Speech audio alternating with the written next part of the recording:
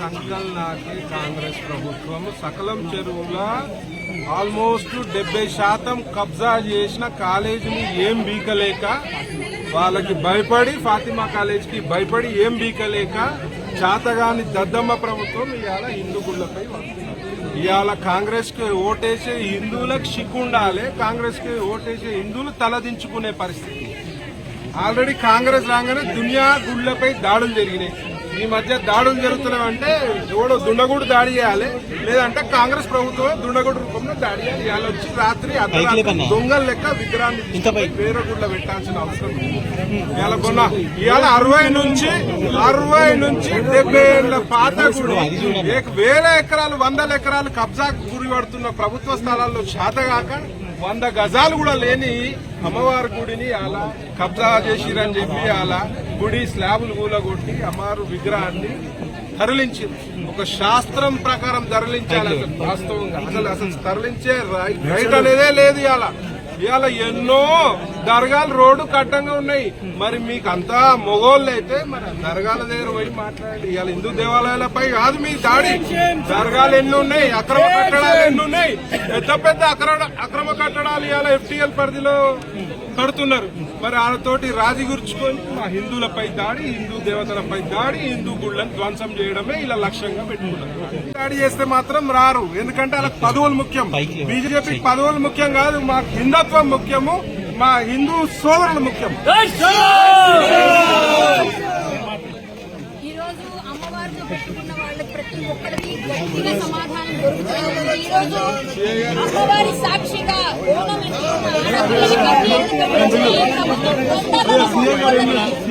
హిందువులందరూ కూడా గట్టిగా బుద్ధి చెప్తారు. మా అమ్మవారి జోలికి వచ్చిన వాడిని ఆ పెద్దమ్మ తల్లి వదలనే వదలదు. ఆ అమ్మవారి పులి మీద స్వారీ చేస్తున్నారు బిడ్డ.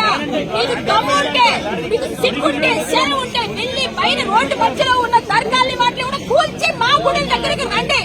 మా హిందువులు జోలికి వచ్చిన వాడు ఎవరు బాగుపడ్డట్టు చరిత్రలోనే లేదు. పూర్వకాలం నుంచి 80 సంవత్సరాల నుంచి ఇక్కడ పూజలు జరుగుతుంటే ఆడపిల్లల కన్నీరుతో 100 గజాల స్థానంలో మీరు ఇక్కడ కబ్జాలు చేస్తున్నారని చెప్పేసి వాళ్ళనందరినీ లోనికి వెళ్ళినప్పుడు తీవ్రవాదులా ఇక్కడ ఎవరైనా తీవ్రవాదులు పనులు చేస్తున్నారా? ఎవరి దగ్గర సొమ్ము పడేసుకున్నారా? సిగ్గుందా మీకు? అసలు అమ్మవారి జోలికి వస్తున్నారు. 100 గజాల స్థలం వాళ్ళకి ఇచ్చి కట్టుకోనని చెప్పడానికి మీకు నోరు రావడం లేదా? ఇంతమంది 2-3 రోజులుగా ఇంత కష్టాలు పడుతూ ఇంత బాధపడుతూ అమ్మవారి కోసం పోరాడుతుంటే హిందువులతో మీ కనీసం కనికరం కూడా అనిపించట్లేదా? ప్రభుత్వ అక్కడి నుంచి వచ్చిన ఆర్డర్నే వాళ్ళు చేస్తారు. వీళ్ళకే ఉంది వీళ్ళ పని, డ్యూటీ చేయడం. ఎక్కించడానికి రెడీ చేస్తారు వ్యాను, అందరిని ఎక్కించేస్తారు. 10 నిమిషాలు టైం అని చెప్పి మమ్మల్ని అందరినీ రెడీ చేసి ఆడవాళ్ళని తెప్పించి ఆడవాళ్ళని మమ్మల్ని ఎక్కిస్తారు. ఇంతకు మంచి ఏం చేస్తారు?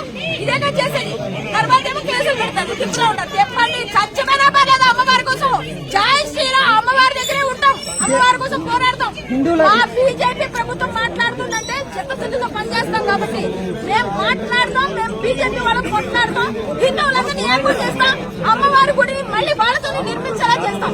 జై శ్రీరామ్. హిందువుల దేవాలయాల పైన దాడి జరుగుతున్నప్పుడు ఇలాంటి ఘటనలు మళ్ళీ జరగకుండా చూసుకుంటామని చెప్పిన అధికారులే స్వయంగా వాళ్ళే వచ్చి ఇలాంటి ఘటనలు చేస్తా ఉంటారు. హిందువుల దేవాలయాల మీద దాడి జరుగుతున్నాయి.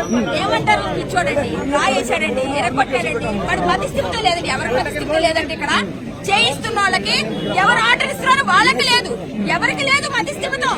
ఎవరంటే కూలగొట్టిన తర్వాత పిచ్చోడు వాడు ఒక మాట వేసేస్తే అయిపోయింది. పిచ్చోళ్ళ అందరూ మేము పిచ్చోళ్ళు అమ్మగలం. మేము పిచ్చోళ్ళు అయితే ఎలా ఉంటుందో చూపించమంటారు. ఒక్కసారి హిందువులు పిచ్చోళ్ళు అయితే ఎట్లుంటుందో చూపించమంటారా? ఏం మాట్లాడుతున్నారు? హిందువుల గుడుల పైన ప్రతిసారి ధ్వంసం చేయడానికి వస్తున్న వాళ్ళకి మాత్రం ఖచ్చితంగా అమ్మవారి ఉసురు, ఆడపిల్లల ఉసురు తప్పకుండా తగులుతుంది. జై శ్రీరామ్. మేమందరం ఈ అయ్యే వరకు కూడా ఇక్కడనే కూర్చుంటాం.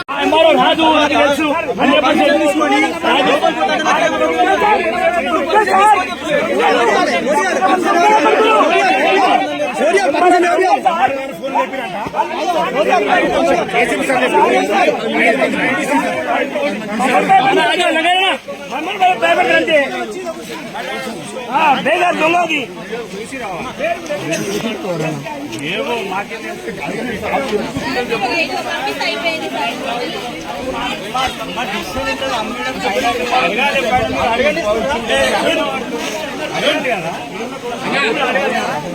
వాళ్ళు ఏమని చేస్తారు?